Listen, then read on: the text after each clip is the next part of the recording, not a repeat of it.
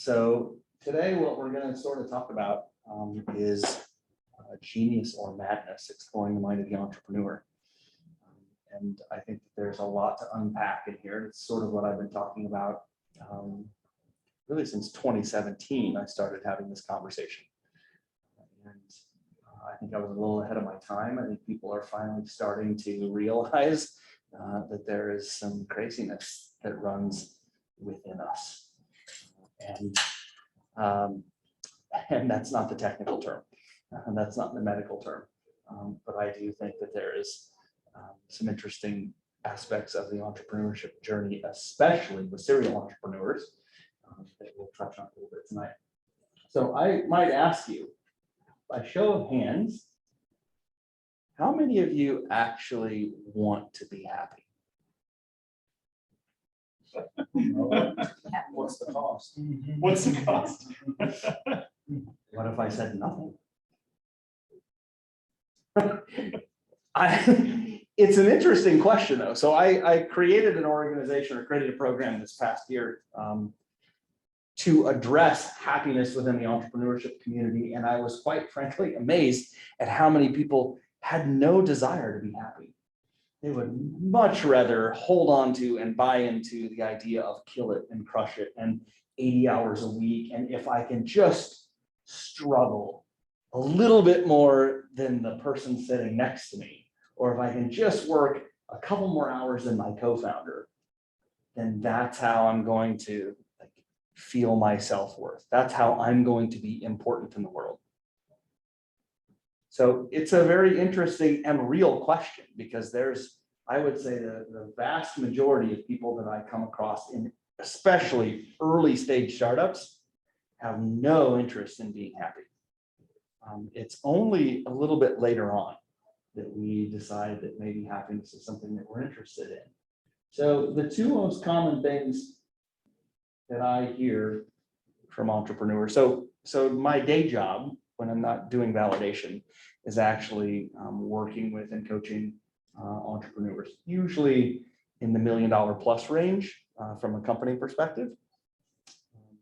But the two things that I most often hear early stage folks say is, I'll be happy when I make my first million. Has anybody in this room ever said that? No?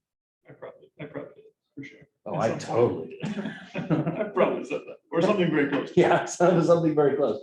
The other thing that I often hear is, well, I've got enough money. So now I'm in my, potentially mid to late 40s, into my 50s. Maybe I'm even getting ready to retire. I just started working with a carpenter who has just retired. And he's like, I worked my whole life and I quit to retire, and now I'm miserable. I have nothing to do anymore. So a lot of times I hear, I've got enough, but I'm still unhappy. Yeah.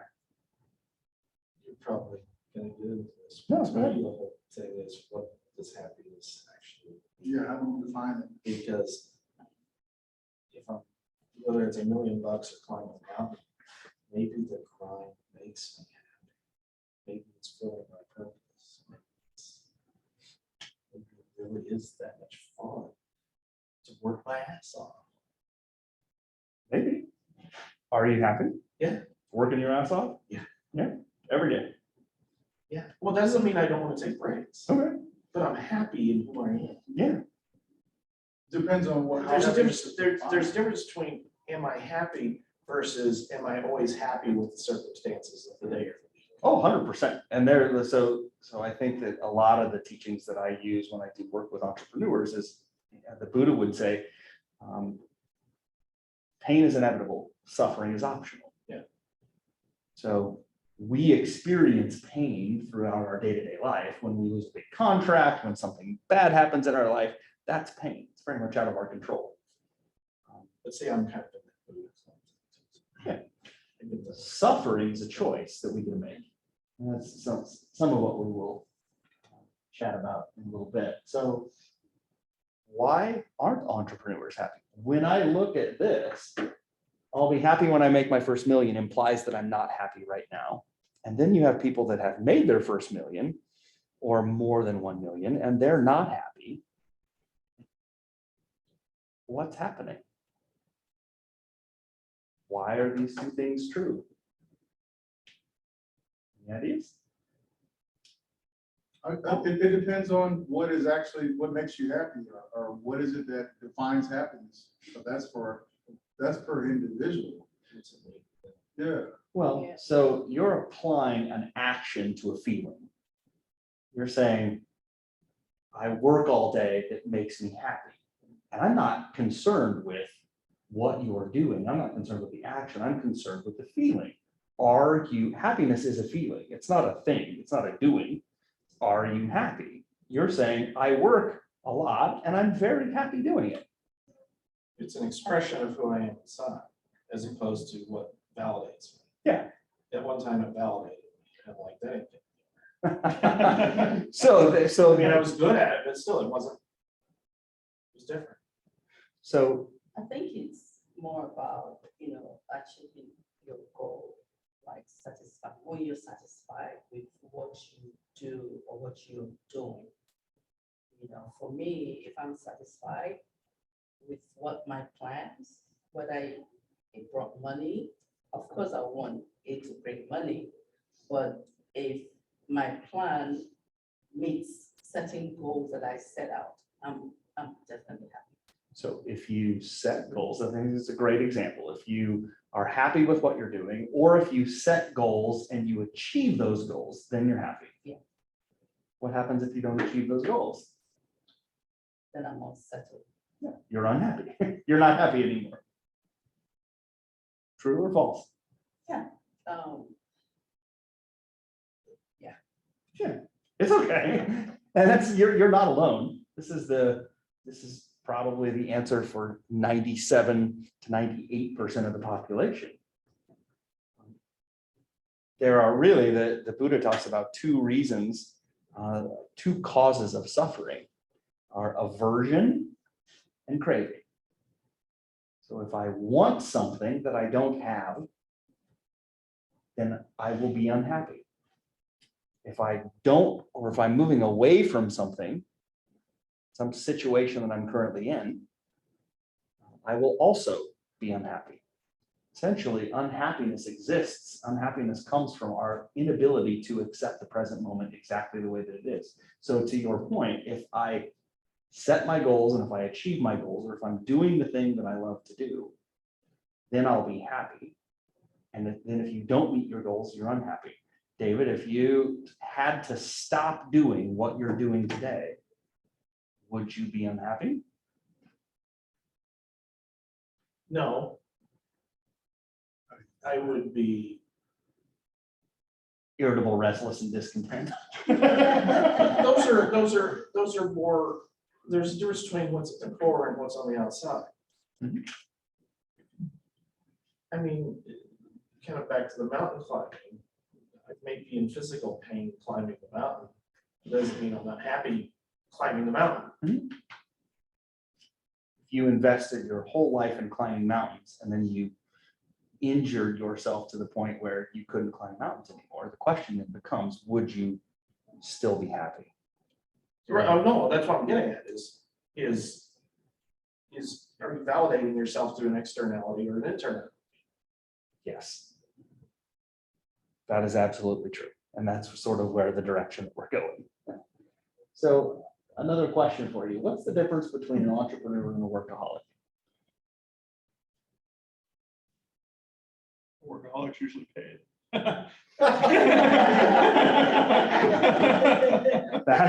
You're a W-2. True. Anybody else? What's that? Passion for what you do.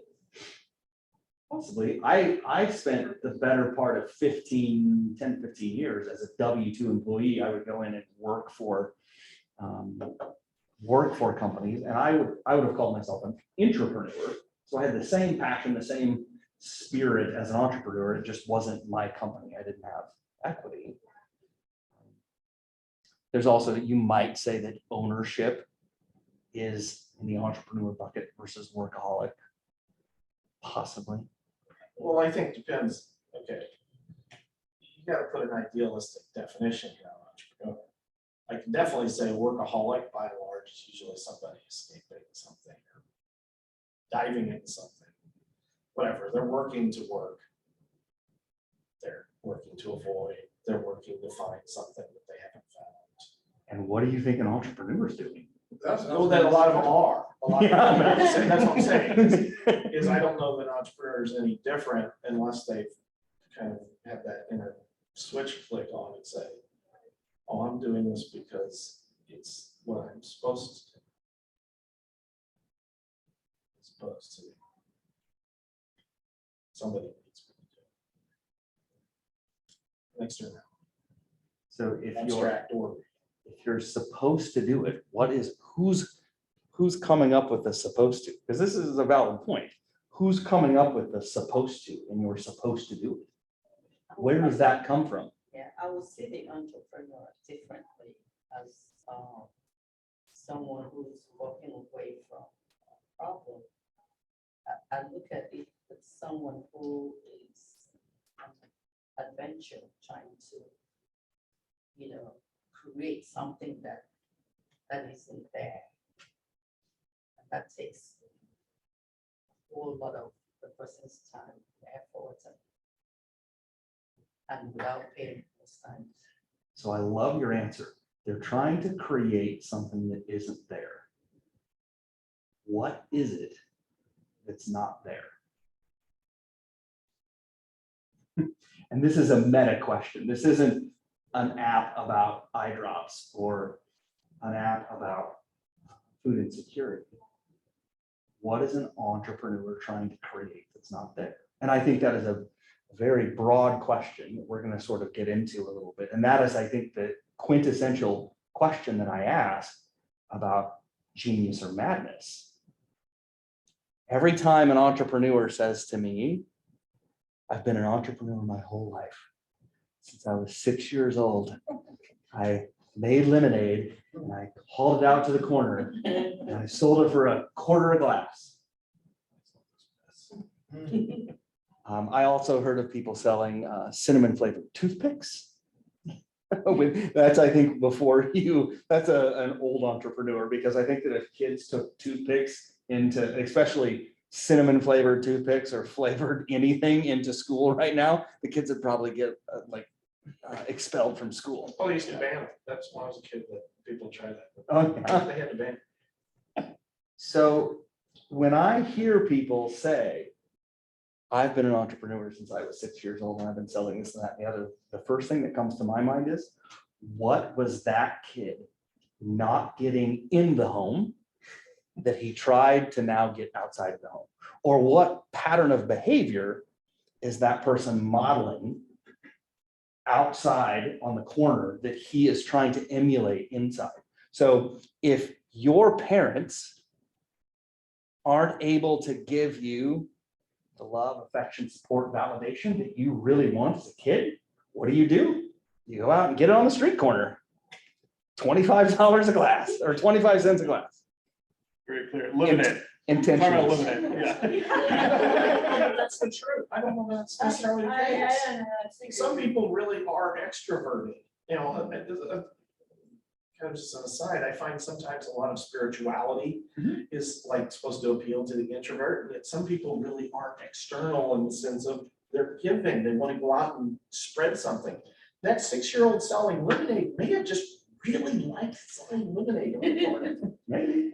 And mom and dad were real supportive.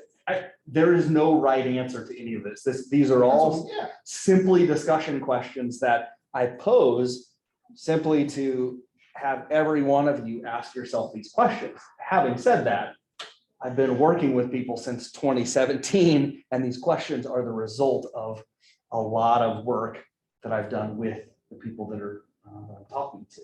I think that, can I say this? I think that an entrepreneur can easily become a workaholic. I think it's setting parameters for how far you should go with anything. Like they say, sometimes too much of anything is not good. Yeah. So even if it's work and if it's a goal, if it's getting to the point where it's bleeding into other areas, there should be defined spaces or defined relationships or what have you. Well, then now it's gone beyond its barrier. Work can do that, even for an entrepreneur. So I think that just has more to do with defining space and defining areas for one's life. So when your job potentially begins to take over part of your identity, that you want to maintain something separate. When it's taking over your family life, when it's maybe taking over your health, when it's taking over any different aspect of your life. Right. It's redefining, like you said, who you are, and then it becomes maybe unhealthy. So Yeah, just like art, like they say, art is an imitation of nature. There's no creativity today that is original. It's an imitation of what has already existed.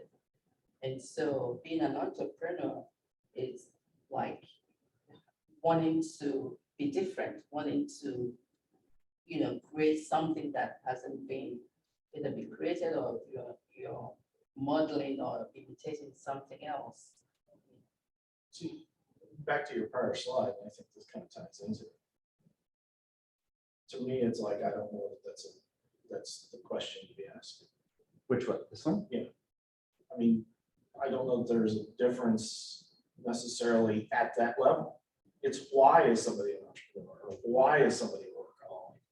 And workaholic may be an observation as opposed to maybe they're not really a workaholic. I mean, is their life functional, or you just see them working a lot? Why are they what they are? I think that workaholic and alcoholic are probably two very accurate, Well, I'm not disagreeing with self-defined terms. But I'm getting into, are we measuring, I don't know, the entrepreneurism. When you ask the question, what's the difference between an entrepreneur and a workaholic? I don't know that there is any difference. Exactly. That is Depending my on point. what level you're looking at. An entrepreneur can be healthy. Somebody can work a lot and be healthy. And the most important word in this slide is the first word. Untreated. So there can be really unhealthy workaholics, and there can be as equally unhealthy entrepreneurs. Would you agree or disagree with that? Does anybody know any untreated entrepreneurs? I know lots of them. Many. Yeah. I work with them all week long. Kind of our business. Yeah, it is. And so Q and I have had this conversation a number of times that we get called into situations where we're in some ways more marriage counselors than we are like consultants. So when two entrepreneurs get together and maybe they don't know each other, maybe we talked about dating tonight in the validation module, when they haven't dated a whole long time and they decide to hitch their wagon to each other, and then a couple years into this startup, they're like, wait a second, you're not at all the person that I started building this company with. And at that point, the divorce is often more painful in the business world than it is in the personal world, if not equally so, because you're really, in a lot of ways, you are creating a child all of its own. This company is building a product, and now you are having to somehow split this product up. So in fact, I have recently done some co-founder coaching with two co-founders that were not getting along well. And there is not a whole lot of research out there how to coach people out of these situations. So I started looking at Gottman research, which is marriage counseling. So I'm reading marriage counseling books, trying to figure out how to get two entrepreneurs to resolve some of their differences. What's that? I said it's a relationship. Absolutely. So it's more of a relationship issue. So the question then is, what if entrepreneurship was or could be a disorder of the mind? Is that possible? In some case. Yeah. For the people who, if we're using David as an example, he's working a whole bunch of hours, but he really likes what he does, and it's not affecting his other aspects of his life, probably not a big deal. But I Well, also, thanks, but I chose it that way, and I'm happy with the choice. Yeah. And then the people that choose to have a relationship with you, they already know the dysfunction that they're dealing with. He said it, I didn't. I'm not saying you in particular, I'm talking about in any relationship or any Well, situation. but I mean, there is something to, you gotta take people where they are. If you are another person, unless you're in a pre-existing relationship, but like if you meet someone, it's like, well, geez, I want you to change. Well, it's not, who are you to tell me over my age? They chose, Change right, my life. they chose that. And most people, not most, So there's people, the old- all people that are a little bit crazy, if you will. I mean, everybody has a little, psychological or disorder. I mean, it's just known that. And so I guess it depends on how severe or what area you're able to work in that, that matches, what peg and what hole you actually fit in. So let me ask you, so I don't know much about you. Are you married? No.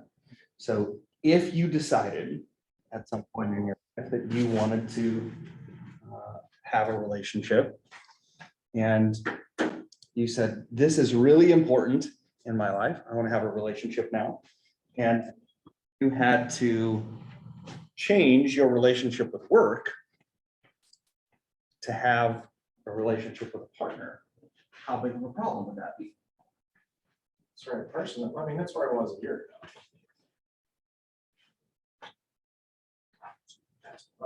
Hmm. So I mean, some of my workaholic attitude the last year is just been kind of filling space, and I know that, but I'm also conscious. When I deny, Now we're I'm getting conscious of somewhere. my deny. No, I mean, we all have coping mechanisms. Absolutely. No, Even the most enlightened have coping mechanisms. You're telling me I got a Coke sitting on the floor. I mean, we were always exploring how we meshed it together. And it was part of what made us good was we kind of had a natural fit in that way, and the bumps we smoothed out because you make mutual choices because what's the priority? What's more important here? Yeah. No, so I get that completely. Right now, I'm completely stuck in myself paying ass to anybody. That's fine because that's kind of where I like being. It's all good. So, Sam, cognizant. no, I appreciate you being a willing participant in this exercise, in this experiment. It's much easier to have this kind of conversation when there's an example, and I appreciate you being willing to share. So the question, the difference between treated and untreated in my language, how to be a happy and successful entrepreneur rather than just a successful entrepreneur. And granted, some people really rankle at the word happy. There's been poets and philosophers for thousands of years who don't particularly love the idea of happiness. And it's about purpose and fulfillment. And a lot of people like the word contentment. Contentment is a much better word than happiness. And I would have said that as well until I spent 10 days sitting in silent meditation about 2 or 3 years ago. And I said, if I just can get to content, then I'll be okay. And then I had an experience that showed me that I was selling myself short if content was just the answer. So for anybody who tells me that, oh, I'm happy with purpose, fulfillment, contentment, I say, well, too bad for you, because there is a possibility, there is the opportunity to actually be happy and successful. And I did not believe that until a few years ago, because I had never really experienced it. But having now experienced it, there is scientific studies that talk about our happiness set point can increase over the course of time. And I would say that mine had probably increased significantly over like 12, 13 years. And then one single experience sitting in meditation sort of blew the top off of happiness. What your experience would be, you might not really enjoy sitting for 10 days in silent meditation. So there might be other opportunities to find that happiness. See, when you say content, that one struck me. That really come back to earlier. I don't think contentment or happiness are appropriate goals. It's just being authentic. Why be authentic? Well, then that's the closest word I have to just be. Just to be, And what is the result of being? then that would be the authentic person, the authentic self. That When is, when you're in the flow. the field. so being authentic is to be, but what is the result of being? Well, it's an it goes back to there's an inner content that's there regardless of what the emotions, when the emotions are honest in the moment, it's kind of like, sometimes people think that, it strikes me that people have this attitude that if you're happy, you don't get angry. No, you still get angry when somebody cuts you off. I mean, do you hold on to anger? Mhm. Do you let it infect your life? You know, it's the barriers that you create, the stickiness or the residue. But you said, I heard you say, it's about the inner contentment. So there's something underneath of authenticity. Like,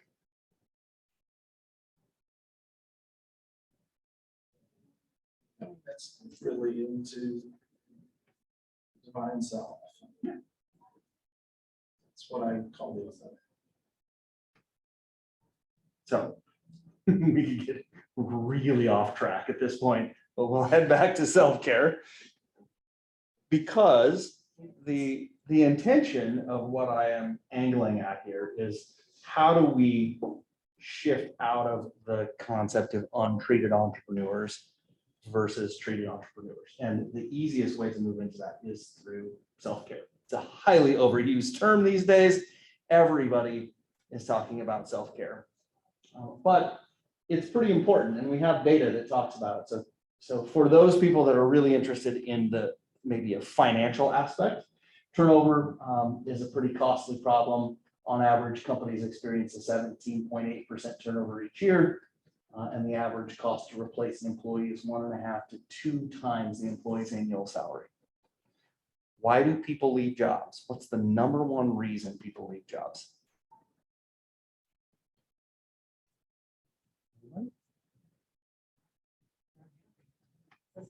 They're unhappy, but more specifically, they're unhappy with their managers. Right.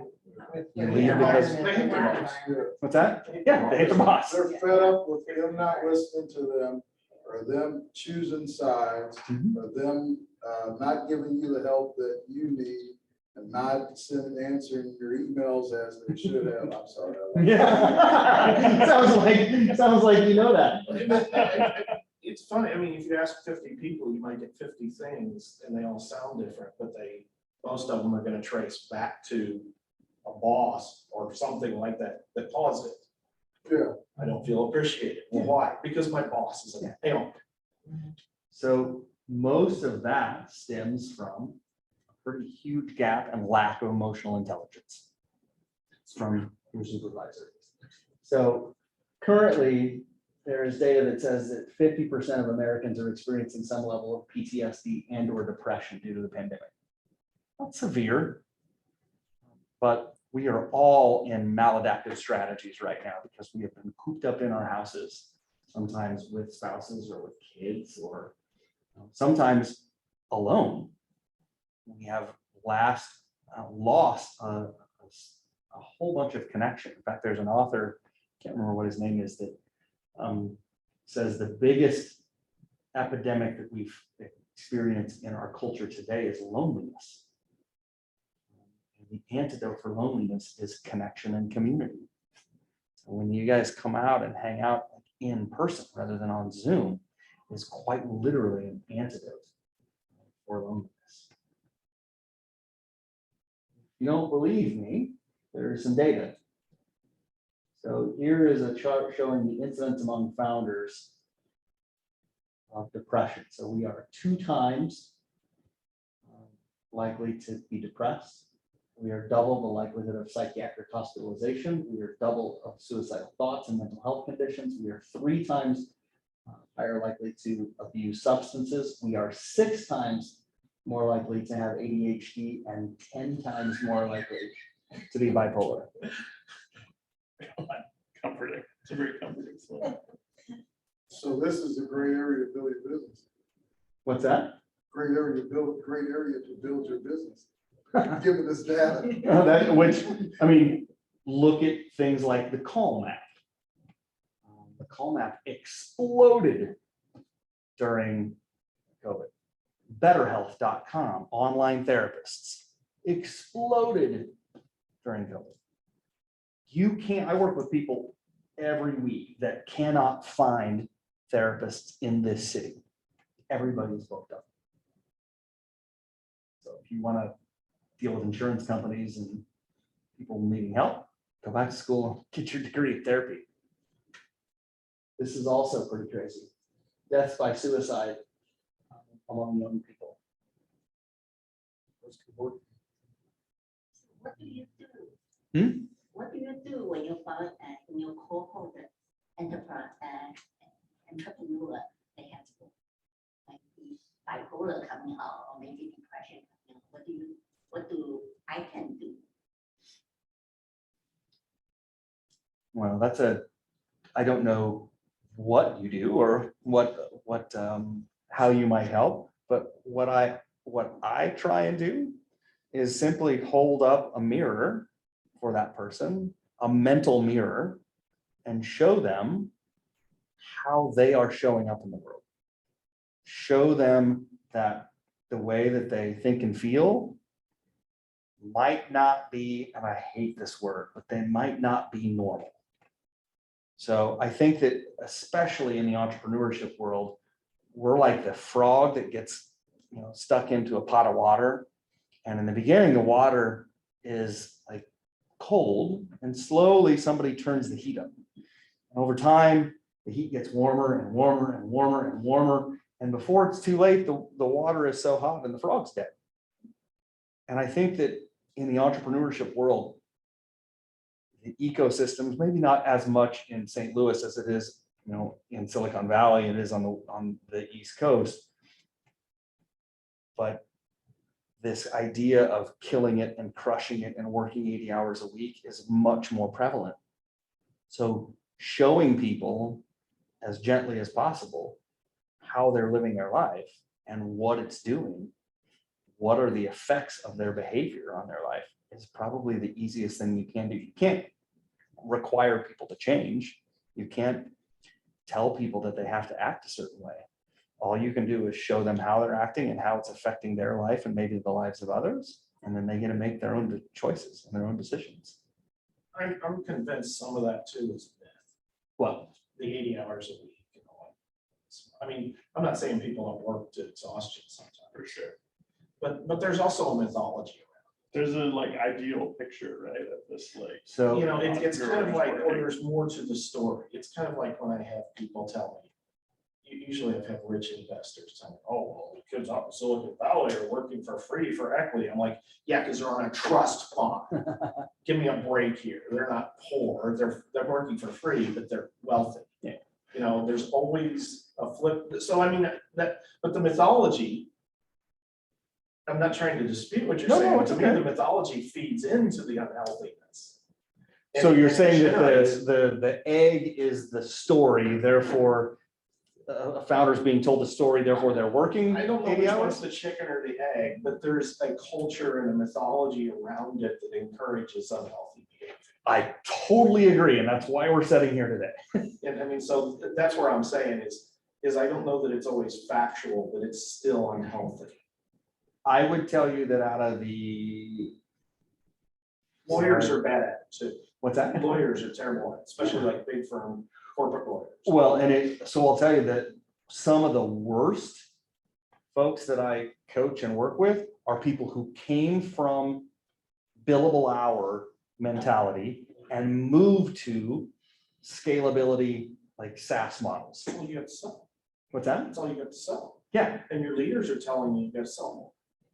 So if you are trading time for dollars for 20 years, and now you move over into a new model where you're actually trading time for value and trying to build exponential business models.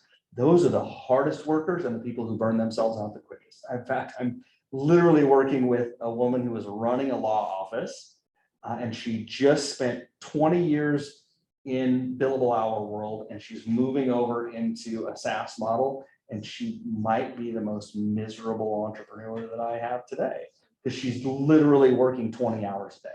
She sleeps, she goes to bed talking to Pakistan, she wakes up talking to Bangladesh, and she's got 4 hours in the middle.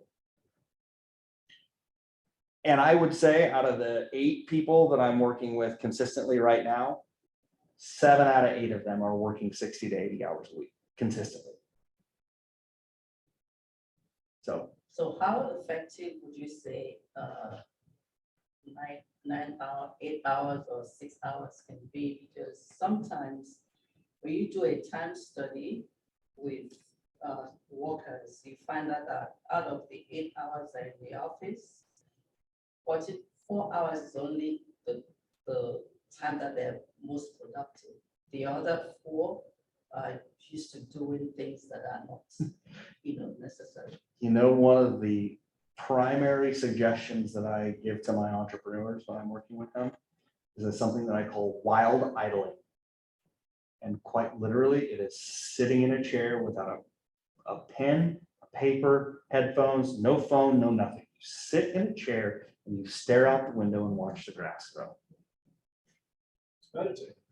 And it is some of the most uncomfortable time. In the beginning, it is very uncomfortable for somebody who is used to working 20 hours a week or 20 hours a day to say, you're telling me to do nothing for an hour? That means that I got to work 21 hours a day.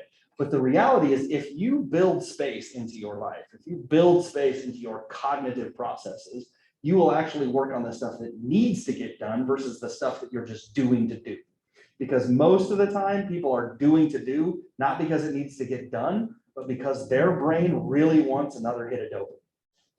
Entrepreneurs are dopamine crack addicts, and checking things off of the list, trying to get more done, is the way that we get validation. Because when we're at the top and nobody is there to say, good job, I'm going to give you a bonus this month because you made 20 extra calls. We don't have anybody to say good job anymore when we're at the top. So we got to create the dopamine ourselves.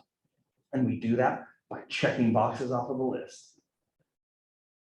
So the product, I don't know if 4 or 8 or 6 or whatever, I don't know the answer to that, but I can tell you the antidote for a lot of what I'm talking about is doing nothing. When you do nothing, your brain actually has a chance, you're quite literally lowering the frequency of your nervous system. I also compare entrepreneurs to soldiers a lot. Soldiers go into combat, that when you go and serve a tour of duty in Iraq or Afghanistan, and then you come home, like normal people would be like, why do you want to go back there? And many people will say, I want to serve my country, and I honor that. I also know that our nervous systems upregulate and we get addicted to dopamine. And then when we come home, we don't have that sense of like fight or flight anymore. And it becomes really uncomfortable for us to just sit. So they go back to where they can be activated again. Like on the Ukraine, there's several thousand Americans and Canadians. So in some ways, depending on the culture of the environment that you are working in, consider yourself an entrepreneur that is also a bit of a soldier. And you as the founders, if you are founders, you get to set that culture. You get to decide whether or not you're working in a war zone or in a healthy company. So where do we go from here? Let me ask, show of hands. Would $1 million make you happy today? Show of hands. For a little while. I mean, wouldn't make me unhappy either. For like a few minutes at the least. I'm not turning that down. Nobody would, 100%. And the question isn't, the real question is not, would it make you happy? The real question is why? Why does it make you happy? Solves some problems. Financial thing. financial freedom until the money runs out, right? It's useful. Well, depends if you invest it properly. Yeah. When I hand you that box of money, is there literally happiness in that paper? In the box? Happiness and what you can do with it. So it's the future thought of what you could do with the money. Or in some cases, the thought that I no longer have to worry about my current problems. Just got a new set of problems. That happens a lot. That absolutely happens. So most of the people that are in the financially free group, so I've worked with a founder that ran an auto dealership that had probably 15 dealerships, really high-end dealerships with 3 homes and a boat and a private chef and multiple staff members, and the captain of the boat was embezzling. So your life, when you get to that certain point, your life gets pretty complicated. Yeah. So it's actually not something in the present moment that makes you happy. It's something that maybe you are fixing from the past or potentially fixing in the future. But we don't actually get to feel emotions in the past or the future. Emotions are only in the present moment. So what if I told you that the only reason that this actually makes you happy is because for a moment you have stopped your desire for anything. You don't desire money, you don't desire financial freedom for just a moment or for as long as it lasts. You simply stopped craving or aversion. And what happens is, and it's the first question I would ask is, if this is external happiness, where does internal happiness come from? It's always there. Would you say that if you really want to truly be happy, it has to come from the inside out? And all this is doing, if I give you $1 million, it's temporarily ceasing your desire for anything, and it's actually letting the happiness that you carry around with you all the time. That doesn't make it bad. I mean, Make the $1 million bad? no. No. The 100%. question is whether you're, like you said, people have money and then still find out they're still unhappy. That's the problem. Yes. It's. Yeah, the $1 million isn't bad. All Ice of these cream are. makes me happy when it's gone. Ice Happy cream makes for- everybody happy. All of these are simply thought exercises to ask yourself, like, it's not the dollar bills, it's not the box that's making you happy. So something's got to make you happy. And it's simply the ceasing of desires, momentarily ceasing of desires. Because then when somebody finds out that you have $1 million, they're going to ask you for money, and now you're unhappy again. Or some of your ice cream. So 1.7 million individuals were sampled worldwide and found that satiation occurs at $95,000 adjusted for like location, and $60,000 to $75,000 for emotional well-being.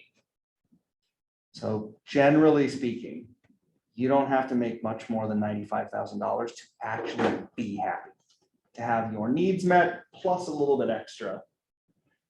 Anything over that. Well, that's kind of consistent with Maslow. Mhm. I mean, you've got your needs met. So everything else really at the top of Maslow's pyramid is in general. It's self-actualization.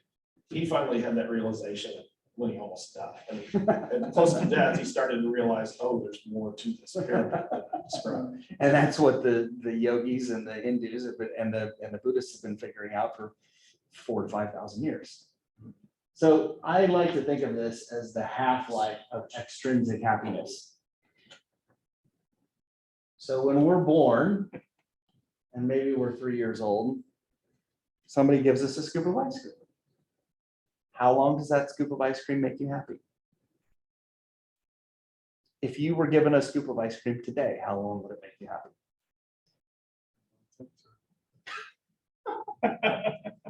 An hour? A day? Like, do you have ice cream every day? I know some people that like a little bit of ice cream before they go to bed. If you want to be happy every day, you need to have a little ice cream. So in that case, ice cream has a half-life of happiness of about half a day. Because then by the end of that next day, you need a little bit more ice cream. So notice what happens here is like the happiness up here of the first scoop of ice cream is a little bit higher because the second scoop is here. This is now we get back into this concept of dopamine and how much joy and pleasure we get from achieving the same or from doing the same actions again and again. Because then, like if these are early childhood years, then we go through a really nasty period of puberty, and that's when happiness really falls off. Everything is about external. Everybody judges us during this time. So then we go to college and we graduate college. We have a little bit of happiness. And then we buy our first house. And notice, like, this is like the pinnacle of happiness as far as this graph is concerned.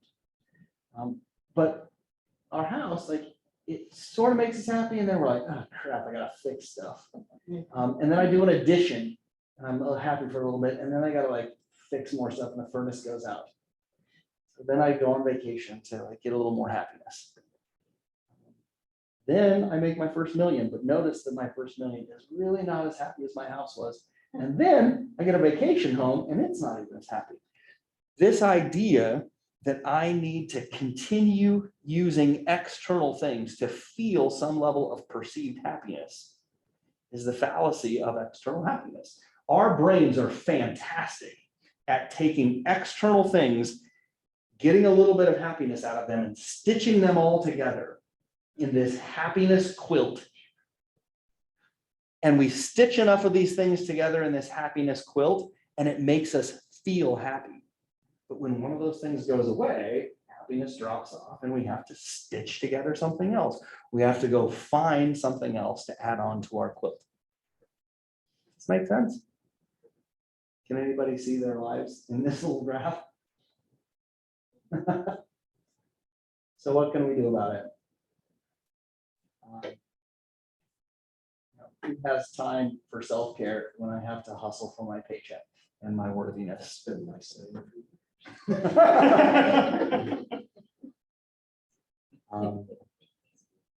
If we are untreated entrepreneurs, and let's just say that we've been looking for the validation that we have not got from our childhood, from the time that we were slinging lemonade on the street corner. And now, as a 20 or 30 something, we're trying to finally get that validation. If I can just if I can just raise my first round, if I can just make my first million, if I can just get my first billion, this is the point that we're at right now.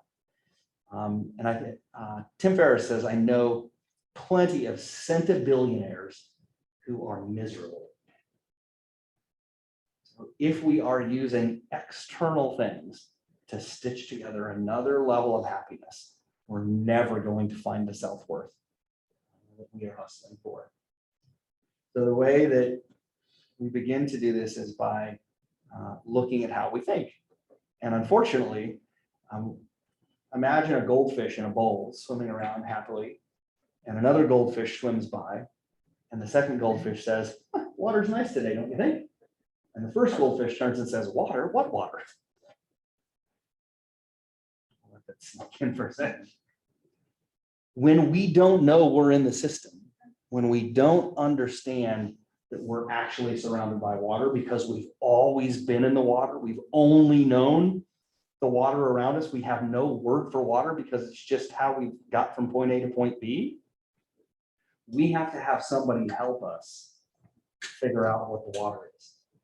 And that is really where we have to usually have somebody help us figure out what we're thinking, because most of the time what we're thinking are the same thoughts we've been thinking our entire life. There are usually, like I find between the ages of 0 and 10, most of our cognitive processes are built around love and validation. There's research that would say it even goes back just between 6 months and 18 months.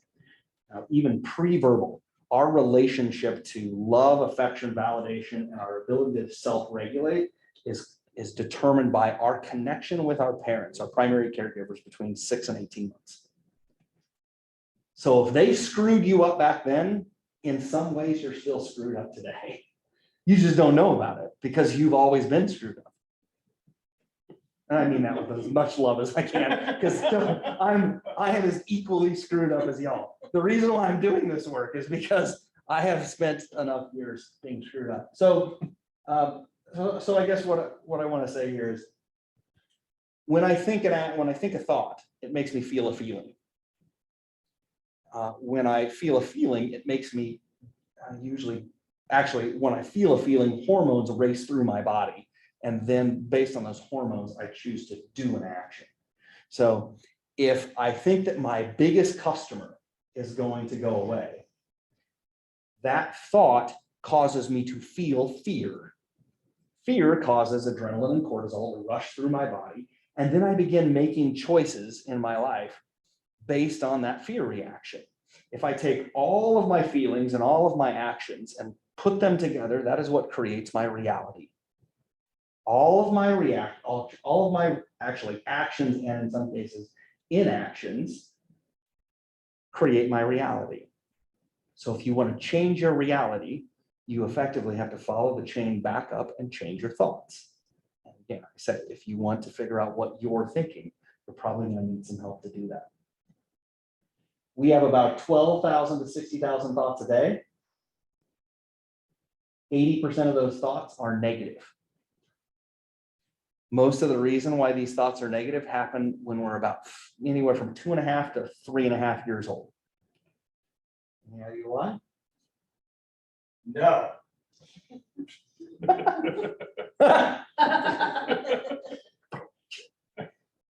This is when our ego develops. This is when we are beginning to separate from our parents, when our individual self is starting to arise. And when your individual self begins to arise, what happens? What happens when you change the channel when your parents are watching their favorite TV show? Yeah, quit that. What happens when you run with scissors? Stop that. What happens when you run away in the shopping mall? Get back here. During this really foundational period of our mental and emotional development, when our egos are being created, when our self is actually coming online, 80% of the stuff that we hear is stop doing that. That negative pattern of thinking creates the negativity bias that we actually carry with us most of us all through life. 95% of the thoughts are repetitive. So if we have that many thoughts a day, this many are negative and this many are repetitive, which means roughly 9,120 out of our 12,000 thoughts per day are negative.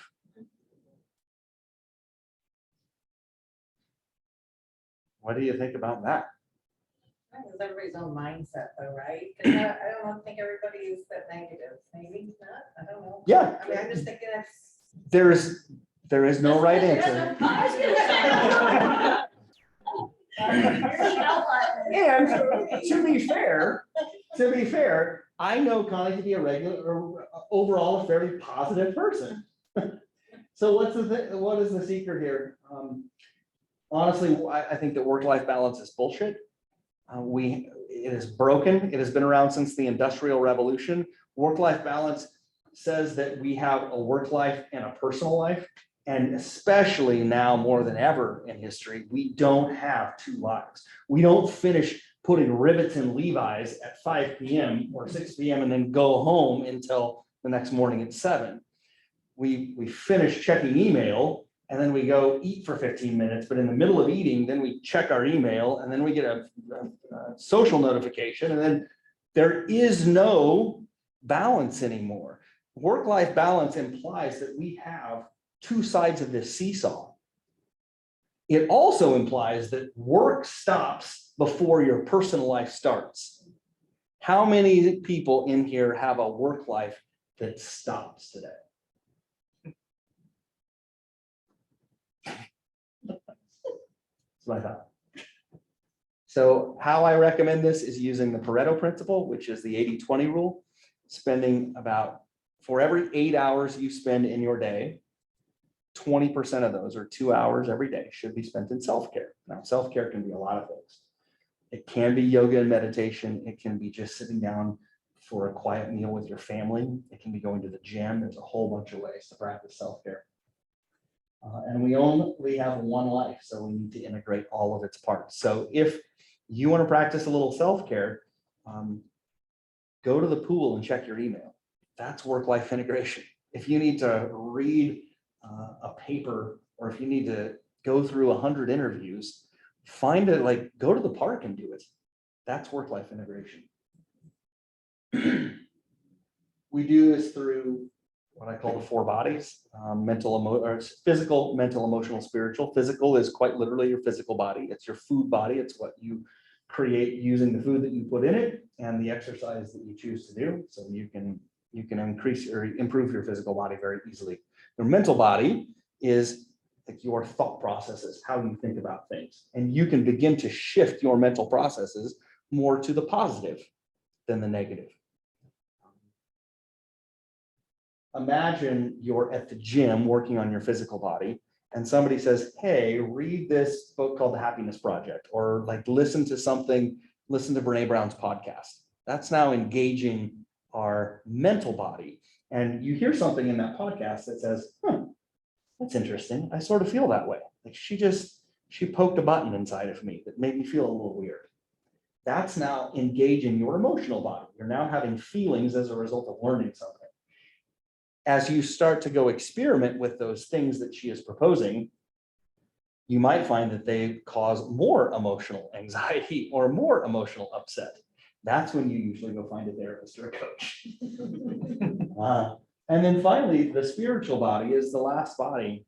And a lot of people, I lose people at this point. They say, oh, I'm an atheist, I'm an agnostic, spiritual body doesn't exist. But I just want to show a couple of things. So Lisa Miller from Columbia University wrote a book a couple of years ago called The Awakened Brain. And we're about done. Sorry, I'm a little over. Scientists don't define spirituality. We identify threads within human spiritual life. 2 threads stand out. The first is our capacity to have a relationship with the sacred. People may call this God, the universe, higher power, or the force of life. It is the capacity to feel loved, held, and guided, that we are never alone. I'm going to remind you, this is science. This is actually proven through an fMRI study that was done at Columbia, and it took 100, I can't remember how long, 18 months to actually develop the study, and then more time to actually execute it. But the second is this thread is to share this with others. These are the 2 components that science has sort of carved out about spirituality.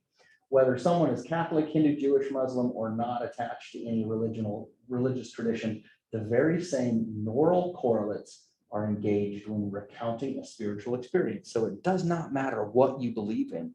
You can actually have a mystical or a spiritual experience.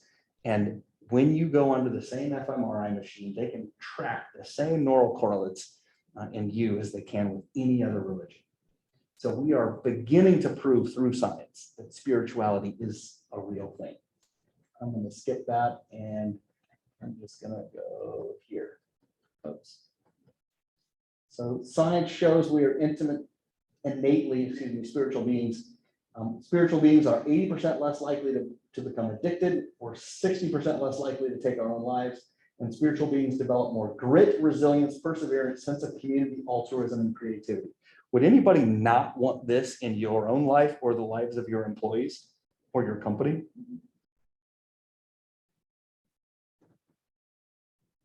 Oh, okay, great. That was easy. And the 4 most effective spiritual practices are love of the neighbor, altruistic service, listening to inner wisdom, and rebooting our capacity for transcendent awareness. None of these have anything to do with God. None of them have anything to do with religion. All of them have everything to do with your ability to be happy intrinsically rather than extrinsically. And once you find these things, you have basically tapped a well that is always giving. You don't have to do anything to have these things. So while we have been, for the better part of a couple hundred years, stitching together perceived happiness through extrinsic modes. If we begin to shift our perception a little internal, we can find an unlimited supply of this. Last thing I'll leave you with, that in 1931, James Treslow Adams wrote this about the American dream, that dream of a land in which life should be better and richer and fuller for everyone, with opportunity for each according to ability or achievement. That's really what we think of as the American dream. And I would propose that the American dream as written and as we think of it today does not equal happiness, at least long-term sustained happiness. And that happiness does not equal money, power, and prestige. So if lasting happiness comes from the inside, why don't we start looking there? Thoughts? I don't require that. But I will shut up for now. And if anybody has any questions, David? What's that? Surrender. Surrender is a beautiful term. I would agree. You need to go take off. Yeah, it's all good. Thanks for sticking around. It's the tool to everything. I would agree. People just don't understand what it is. Well, I have an opinion, by no means a fact, but you can't surrender or forgive any more than you can force yourself to fall asleep. You can prepare for sleep. You can do everything that you're supposed to prepare for sleep, but you cannot force your body to fall asleep. It will fall asleep on its own. You cannot surrender or forgive any more than you can force your body to fall asleep. You can only prepare for both. You can only do actions in support of them. Letting go though is an action. Yeah, and letting go is a step towards forgiveness and surrender.